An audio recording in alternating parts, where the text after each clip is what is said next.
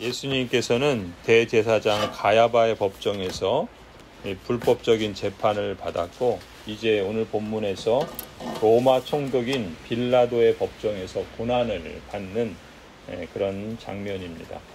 오늘 11절에 빌라도가 예수님을 신문하죠. 당신이 유대인의 왕이요? 묻습니다.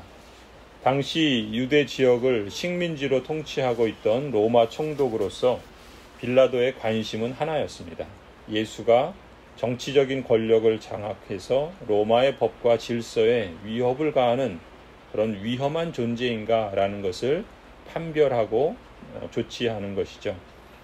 신문을 통해서 하지만 예수에게 그러한 죄를 찾을 수 없었다라는 것을 알게 됩니다. 오히려 18절의 말씀처럼 사내들인 유대교의 그 종교 지도자들, 정치 지도자들, 그들의 그 대제사장들과 장로들이 시기심 때문에 예수를 넘겨주려고 한다는 것을 간파했죠. 이런 상황에서 로마 총독으로서 내릴 수 있는 행동은 정치적인 선택이었습니다. 윤리적인 선택을 한다거나 법적인 선택을 하는 것이 아니라 정치적인 선택을 해야 한다는 것을 빌라도는 잘 알고 있었습니다. 그래서 어떻게 하면 유대인들의 밀란이나 소요와 같은 사태를 막고 이 정국을 잘 빠져나갈 수 있을까? 일종의 정치적인 수를 둡니다. 그래서 15절 말씀처럼 당시에는 명절 때마다 총독이 사람들의 환심을 사기 위해서 무리가 원하는 죄수 하나를 사면해주는, 놓아주는 그런 관례가 있었는데 이것을 활용하기로 한 겁니다. 그래서 17절에 빌라도가 무리에게 묻죠. 여러분은 내가 누구를 놓아주기를 바라오? 바라바 예수요? 그리스도 예수요? 라고 그렇게 묻습니다. 하지만 대제사장들과 장로들이 이미 술을 써놨죠. 선동에 그 휩쓸려서 무리들은 바라바 예수를 선택합니다. 그리스도 예수는 십자가에 못 박으라고 소리치죠. 23절에 빌라도가 다시 묻습니다. 정말 이 사람이 무슨 나쁜 일을 하였소? 빌라도는 예수에게서 아무런 죄도 찾지 못하였지만 24절에 빌라도는 이제 자기로서는 어찌할 도리가 없다라는 것을 알죠. 그리고 무엇보다 밀란이 일어나려는 것을 보고서 물을 가져다가 무리 앞에서 손을 씻고 말합니다. 나는 이 사람의 피에 대하여 책임이 없으니 여러분이 알아서 하시오. 그러자 25절에 온 백성이 대답하죠. 그 사람의 피를 우리와 우리 자손에게 돌리시오 라고 말합니다. 그래서 빌라도는 그들에게 바라바는 놓아주고 예수는 채찍질한 뒤에 십자가에 처형하라고 넘겨주게 됩니다. 이 유대인들이, 이 무리들이 그 사람의 피를 우리와 우리 자손에게 돌리시오라고 했던 말처럼 이 무죄한 메시아 그리스도의 죄를 흘리게 한 데 대한 하나님의 심판과 저주를 기꺼이 받아들이겠다라고 한 이들의 무모한 말처럼 역사가들은 그렇게 평가하기도 합니다. 유대인들은 실제로 AD 70년, 주후 70년에 예루살렘의 끔찍한 그런 최후를 겪어야 했다. 그래서 예루살렘이 무너지고 그 성전은 다 파괴되었다. 그뿐만이 아니라 그 후에 이스라엘은 끊임없이 나라를 잃고 유랑 생활을 했고, 그리고 2차 세계대전 전후에 20세기에서는 유대인 600만 명이나 학살당하는 그런 끔찍한 참극을 당해야 했다. 그것이 바로 오늘 본문에 말한 이들의 그 말의 한 부분일 수 있다라고 평가하는 사람들도 있습니다. 흔히 말이 씨가 된다는 그렇게 말하잖아요. 아무리 자신들이 정당하고 옳다고 믿어도 실제로 정당하지도 않았고 옳지도 않았죠. 아무튼 맹세하거나 저주하지 말라라고 말을 합니다. 오히려 축복의 말을 하라고 볼 수가 있겠죠. 아무튼 우리는 오늘 본문을 통해서 우리가 사도신경에서 신앙 고백하는 내용을 다시 한번 떠올리게 됩니다. 본디오 빌라도에게 고난을 받으사라고 하는 신앙 고백이죠. 우리가 또 고백하는 니케아 신경에서도 비슷한 표현을 씁니다. 그분은 우리를 위하여 본디오 빌라도 아래에서 십자가에 달리셨다라는 신앙을 고백하죠. 이 신앙 고백과 관련해서 하이델베르그 교리문답에서 이 고백이 담긴 의미가 무엇인지를 다루면서 38문에 이렇게 묻죠. 그분은 왜 재판장 본디오 빌라도 아래에서 고난을 받으셨습니까?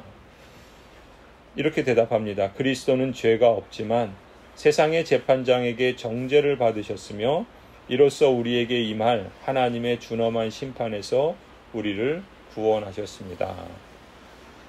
또 제네바 교리문답에서도 이 신앙 고백을 다루죠. 그래서 56문에 보면은 왜 그가 죽으셨다 한마디 말로 간단하게 고백하지 않고 본디오 빌라도에게 고난을 받으셨다라는 말을 덧붙입니까? 라고 묻습니다. 그리고 이렇게 대답하죠. 이것은 그 역사의 확실성을 우리에게 일깨워주며 또한 그리스도의 죽음이 정죄와 연결되어 있다는 사실을 명백히 나타나기 위함이다. 본디오 빌라도라고 하는 역사적 인물을 이 신앙 고백에 넣어두는 것은 이 사건이 사람들이 만들어낸 허구나 아니면 그저 옛날 이야기가 아니라 역사적인 사실이었다. 역사의 확실성을 우리에게 일깨워준다는 것이죠. 그뿐만 아니라 그리스도의 죽음은 분명 정죄와 연결되어 있다라는 사실을 명백히 나타내주기 위해서 본디오 빌라도에게 고난을 받았다라고 하는 말을 덧붙인다는 것이죠. 그리고 이어서 57문에서 제네바 교리문답은 더 이어갑니다. 이 점을 좀 더 명확하게 설명할 수 있습니까? 라고 묻죠. 이렇게 대답합니다. 그리스도께서 죽으신 것은 우리가 마땅히 받아야 할 징벌을 친히 담당하신 것입니다. 또한 이를 통해 우리를 그 징벌로부터 자유케 하기 위함입니다. 우리 모두는 하나님의 심판 앞에서 죄를 범한 추악한 죄인입니다. 그럼에도 불구하고 그리스도께서는 기꺼이 우리 대신 지상의 심판자 앞에 나아가 그분의 입에서 쏟아지는 정죄를 기꺼이 받으셨습니다. 이는 하늘에 계신 재판관의 보좌 앞에서 우리가 무죄 선고를 받게 하기 위함이셨습니다. 곧 예수 그리스도께서 빌라도에게 고난을 받으셨다라고 하는 것은 예수 그리스도 자신의 죄로 인함이 아니라 추악한 죄인인 하나님 앞에서 마땅히 심판을 받아야 마땅한 우리의 죄, 그 죄에 대한 무죄 선고를 받기 위함이었다라고 그렇게 해설하고 있죠. 그리고 58문에 계속해서 이렇게 묻습니다. 하지만 빌라도는 예수님에게 무죄를 선언했습니다. 따라서 그분을 사형에 합당한 자로 정죄한 것은 아니지 않습니까?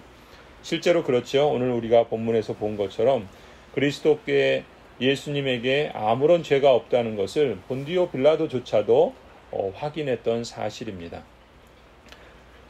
그리스도께서 무죄 판결을 받으신 것은 그분 자신의 죄가 때문이 아니라 우리의 죄가로 인하여 고난받으셨다라는 것을 이런 점에서 입증해 주신 것이죠. 하지만 그리스도께서는 빌라도를 통해서 공적으로 정죄를 받으셔야만 했습니다. 이것은 그리스도께서 참으로 우리의 대리자로서 우리의 무죄 방면을 위해서 우리 대신 정죄 받으셨음을 명백히 드러내시기 위함이라는 것이죠. 즉, 이 세상의 재판장에서 빌라도에게 공적으로 정죄를 받으셨다라고 하는 것은 그리스도께서는 아무런 죄가 없으시지만 우리가 마땅히 받아야 될 그 정죄를 그리스도께서 우리의 대리자로서 받으셨고 또 그것이 역사적 사실이다라는 것을 드러내기 위함이다라는 것이죠. 그런 점에서 하이델베르그 교리문답이 말하는 것처럼 이로써 우리에게 임할 하나님의 준엄한 심판에서 우리가 구원을 받은 것이죠. 갈라디아서 3장은 이렇게 말합니다. 그리스도께서 우리를 위하여 저주를 받은 사람이 되심으로써 우리를 율법의 저주에서 속량해 주셨습니다. 이미 이사야 선지자를 통해서 예언하신 말씀이죠. 그는 실로 우리가 받아야 할 고통을 대신 받고 겪었다. 그러나 우리는 그가 징벌을 받아서 하나님께 맞으며 고난을 받는다고 생각하였다. 그러나 그가 찔린 것은 우리의 허물 때문이고 그가 상처를 받은 것은 우리의 악함 때문이다. 그가 징계를 받음으로써 우리가 평화를 누리고 그가 매를 맞음으로써 우리의 병이 나았다. 하나님께서는 죄를 모르시는 분에게 우리 대신으로 죄를 씌우셨습니다. 그것은 우리가 그리스도 안에서 하나님의 의가 되게 하시려는 것입니다.